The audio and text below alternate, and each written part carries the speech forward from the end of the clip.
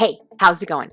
Today I'm talking about, are you giving it enough time to work? This is Running to the Castle, a podcast for injury-prone Run Disney runners on a journey to running magical miles. Join me, Dr. Allie, as I share the secrets I've gathered as a runner, doctor of physical therapy, and coach.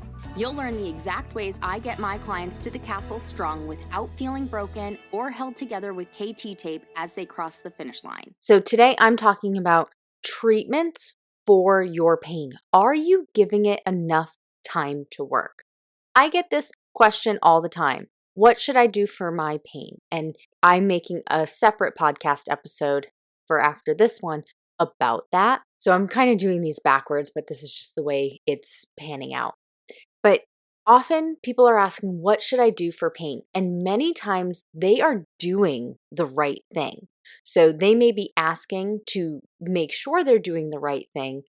They may also not be noticing any change, so they think they're not doing the right thing. So, are you giving it enough time to work? You want to make sure you're giving whatever treatment you're doing enough time to work before you switch. Okay? So, things like ice, heat, cortisone shots, NSAIDs, Tylenol, rest, strength exercises, stretches. Are you giving it enough time to work before you throw in the towel and call it quits? So let's talk about this. So, treatments for the exact pain that you're having, those are in the physical therapy world, they're called modalities: ice, heat, hot Epsom salt bath, ice bath, TENS units, cortisone shots, nonsteroidal anti-inflammatories like Advil, ibuprofen, Aleve, things like Tylenol or acetaminophen, and rest. Okay? Rest, not really a modality, you're not actively doing it. But let's talk about each one of these. So, ice and heat, as an example, these are things to help mitigate and calm down pain caused by an injury, muscle cramping, inflammation, whether it be acute or chronic. So, ice will calm down blood flow. It will stop blood flow in its tracks. It stops the inflammatory reaction. Or the inflammatory process. So sometimes we want that. Sometimes we want the inflammatory process to just stop, take a beat, calm down. Heat will increase blood flow, increase circulation. So it keeps the inflammatory process going, can speed it up a little bit. And so stopping it may be good or bad. Keeping it going may be good or bad. We're not talking about which to use when right now. But if you're using one of them and it's not working, quote unquote, not working, the first question is, are you doing it right? And are you giving it enough time? And that goes with, are you doing it right? So, are you doing it right? Ice and heat need 10 to 20 minutes. I recommend 20 minutes. More than 20 minutes doesn't give an effect. More than 20 minutes doesn't give an extra bonus effect. So you kind of cap out at 20 minutes. But your threshold between 10 and 20 minutes may vary. Maybe you need 15 minutes. Maybe you only need 10. Maybe you need the full 20. So I recommend, let's just make sure that we hit the 20 minutes, but you don't need to go over that, because beyond 20 minutes, you don't get any extra effect. Now, I will say something like a hot Epsom salt bath or just a heating pad, it feels good. It feels comfortable. It's starting to cool down and it's feeling comfortable. So, yes, you can safely keep it on there as long as it's not burning you. You can keep it on there, but just know that besides just the temporary feel good, the internal work that's happening, it doesn't get an extra benefit. So, 20 minutes, ice, heat, or hot Epsom salt baths. Ice baths, because you are in it, you are surrounded, and just the mechanism of what's happening, it gets really cold really fast, you only need 3 to 5 minutes. 3 to 5 minutes in an ice bath. And I'm not somebody who likes ice. I use heat and hot Epsom salt baths. Olaf likes warm hugs. I like warm baths. And so if you're doing an ice bath, that's fine. You only need 3 to 5 minutes. You may just need the body part that's bothering you and not a full ice bath. So I really like ice baths for like plantar fasciitis or tendinopathy in the ankle or the foot. 3 to 5 minutes.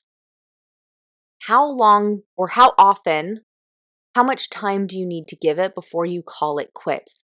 Is a single dose of an ice bath going to help your problem?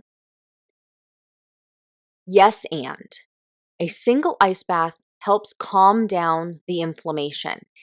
It will not get rid of it in a single ice bath. What happens is it brings the pain and the inflammation threshold down below the level of the amount of pain that you're having now. Maybe the pain goes away completely to zero, but the inflammation has not gone away to zero in a single ice bath. So I do recommend daily ice baths for 7 days. Because if you do it once, yes, it will help, but your inflammation is still in your ankle, in your foot, wherever it is, and it is just at a lower threshold, so it doesn't cause as much pain or any pain right now, but it still isn't completely gone. So if you do an ice bath on Monday, you take Tuesday off because that's a normal rest day for you. You get back to whatever your normal activity on Wednesday is. Let's say it's 45 minutes of cross training, and that is an irritating factor for you. Well, after that, you may have pain. You may have um, an increase in the pain that had been decreased from the ice bath. Did you re injure your foot? No, you didn't. The inflammation just went up and got to the threshold of where you can perceive pain. So that's why you need to do for 7 days, because each time you do it, it will bring, as long as it's working, it will bring that inflammation down, which brings the pain down until the inflammation gets to zero. But you need to do it consistently for 7 days in a row, not just when you feel the pain. Same thing with ice and heat. So an ice pack, a heating pad, in order to get rid of the pain and inflammation, it needs to be done frequently.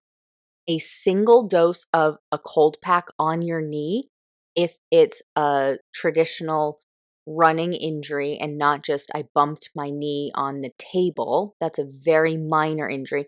Not saying that running injuries are major, but there is a spectrum.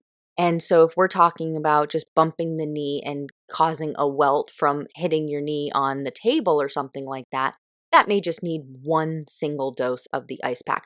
But something that's being caused or something that's happening in runners with running injuries, it does need to be done more often.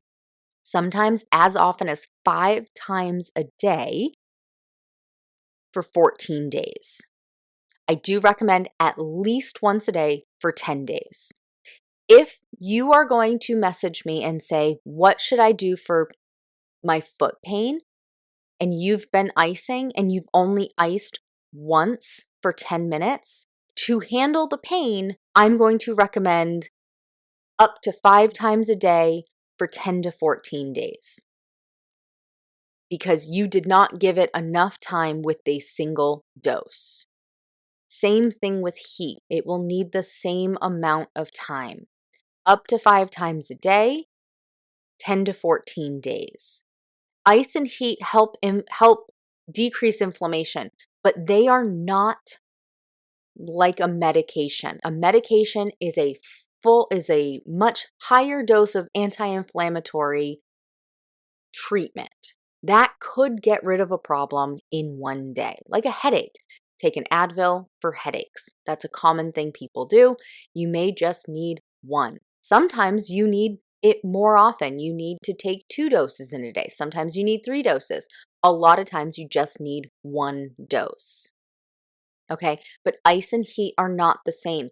They aren't a quick zap at inflammation. They are a slow trickle of getting rid of inflammation. So it brings the inflammation down a little bit, but it's not getting rid of it completely. So it just brings it sub pain threshold or lower pain threshold.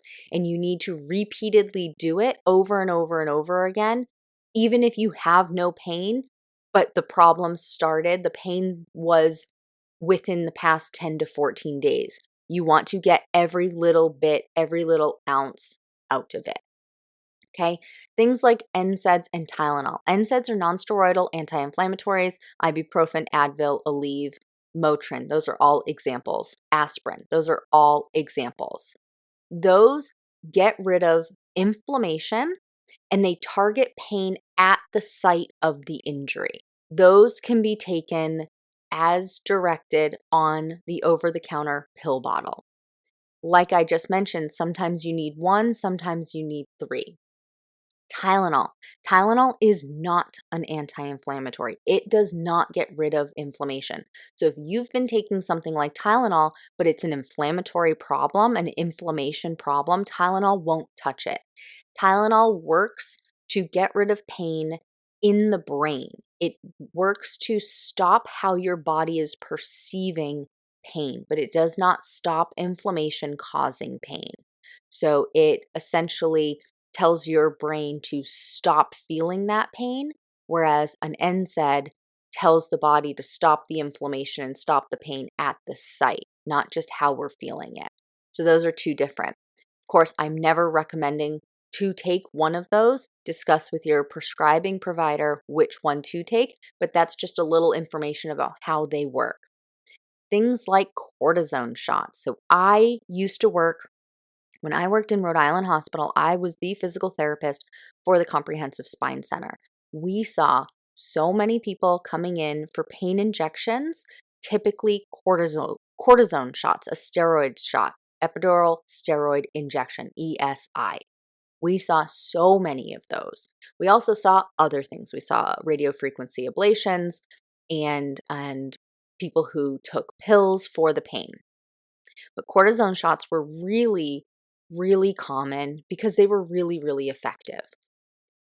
And after any patient got a cortisone injection, they automatically came over to see me. Part of the physician's protocol was cortisone injection, physical therapy. So why that happened was often for these people with this back problem. Now, this is not running injuries, so this is a little bit different. But with these types of problems, let's say somebody had spinal stenosis or another kind of arthritis in their back and they got steroid injections. Those were really common reasons to get steroid injections. Often they were caused by the arthritis, and arthritis, we know, likes some movement, not too much. Okay, so it needs some movement to keep the joints lubricated, to keep the joints happy, and to keep them moving smoothly.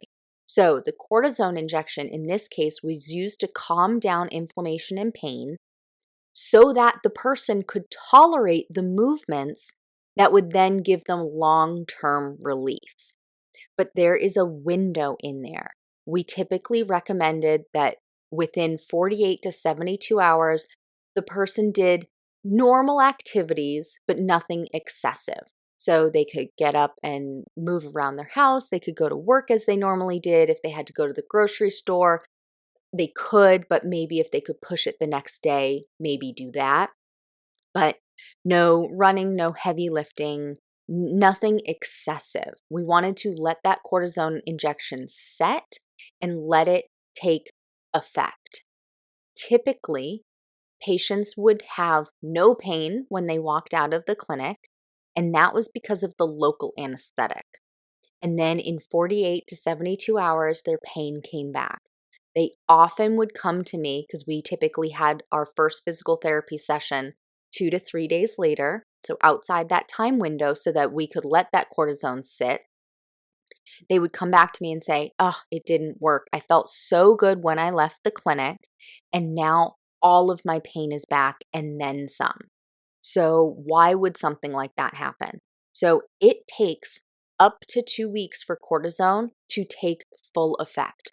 The longer the person's been having the problem, the longer it's going to take for the cortisone to sit. And sometimes people max out on cortisone and it just stops working. That's where the physical therapy comes in. You do the physical therapy to be able to tolerate, to do the movements to help prevent this pain coming back as bad or at all, but you need the cortisone to be able to tolerate those strength exercises, those stretches, things like that.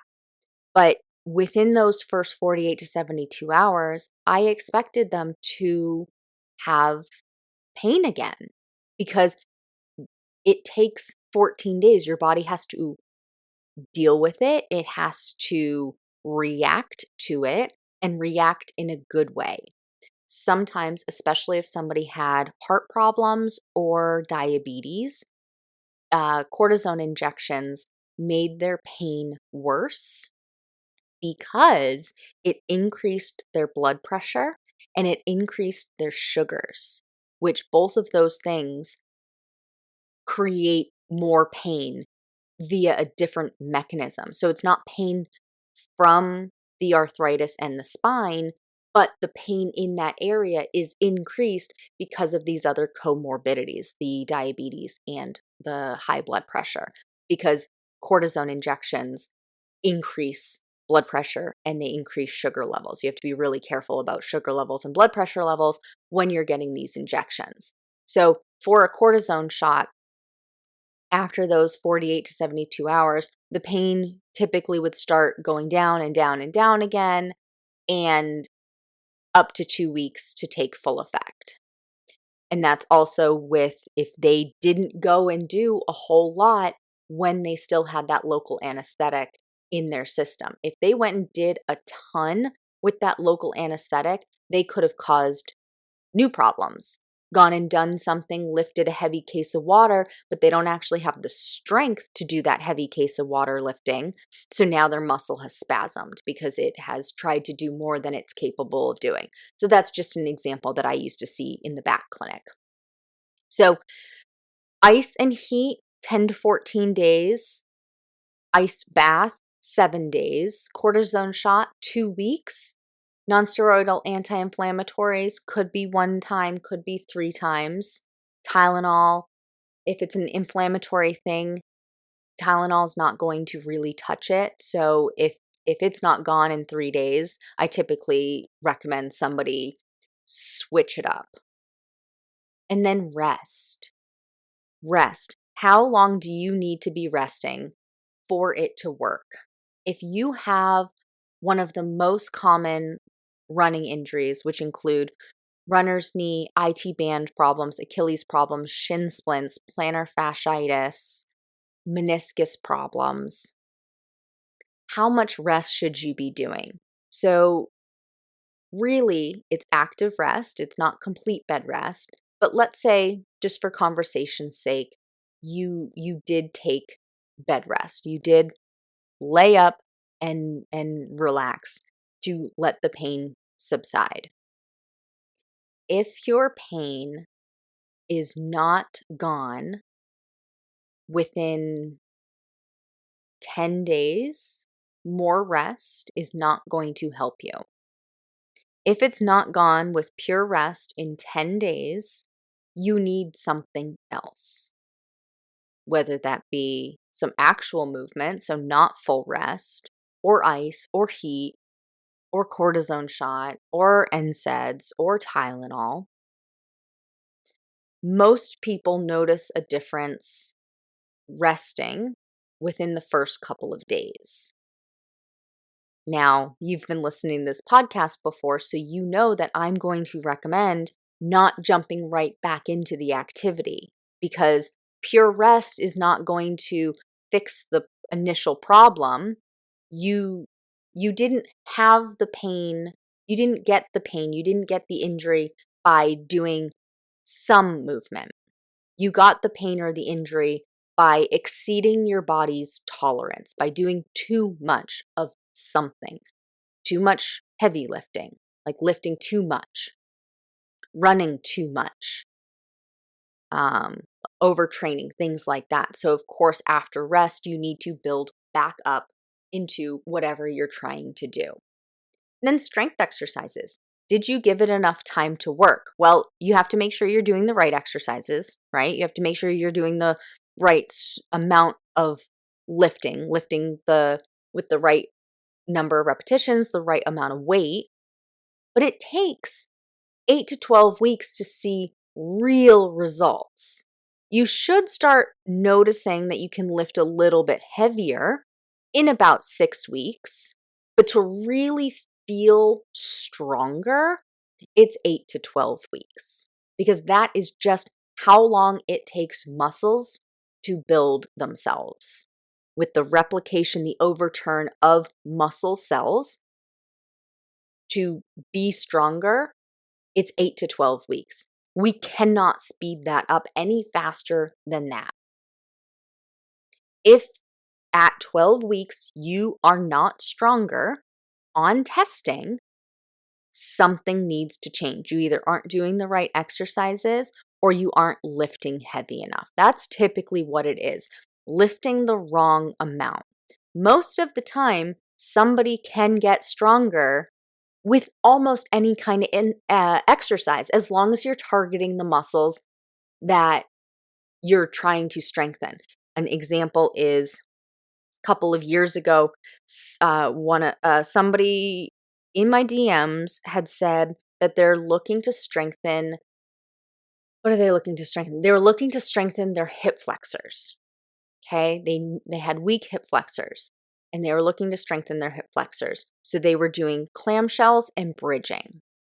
Neither of those exercises strengthen the hip flexors. Do the hip flexors have to stabilize a smidge while you're doing those exercises? Absolutely. But those are not the primary movers. Hip flexors are not the primary movers in a clamshell or in a bridge. Both of those exercises are for glutes. So you need to make sure you're actually doing the right exercise, but pretty much any kind of exercise for that muscle group can help get you stronger if you're lifting enough. Now, of course, you want to make sure that you're not causing pain with them and there's, the whole process there. But all of that is taken into play. But by 12 weeks, you should be noticing a difference. What about stretching? How long do you need to be stretching for before you call it quits? Stretching is a pesky bugger because it will take at least 12 months to notice significant flexibility results from stretching.